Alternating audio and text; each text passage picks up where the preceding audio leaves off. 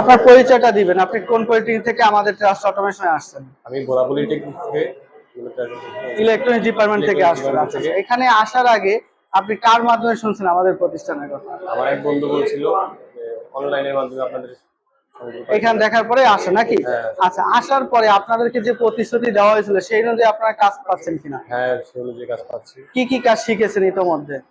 Motor controlling, industrial automation, PLC, তারপরে house wiring, house wiring, এর সামনে বিএফডি এইচএম এর কাজগুলো BSMI আছে। কাজগুলো হবে। আপনারা কি প্রফেশনাল ভাবে শিখছেন নাকি নরমাল ভাবে শিখছেন? আমরা প্রফেশনাল ভাবেই শিখি। পরবর্তীতে যারা আপনাদের ভোলা পলিটেকনিক থেকে আসবে তাদের উদ্দেশ্যে কি বলবেন? আমি তাদের বেশি বলবো যে তোমরা এখানে এই প্রতিষ্ঠানে আসো, মন দিয়ে কাজ করো এবং এই জায়গা থেকে ভালো কিছু করা যাবে।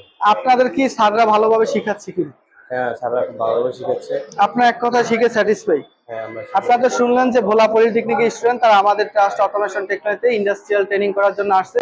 পরবর্তীতে যারা ইন্ডাস্ট্রিয়াল ট্রেনিং করবেন এবং ভালো সার্ভিস চাচ্ছেন তারা অবশ্যই আমাদের প্রতিষ্ঠান ভিজিট করে তারপর ট্রেনিং এ আসুন। ধন্যবাদ।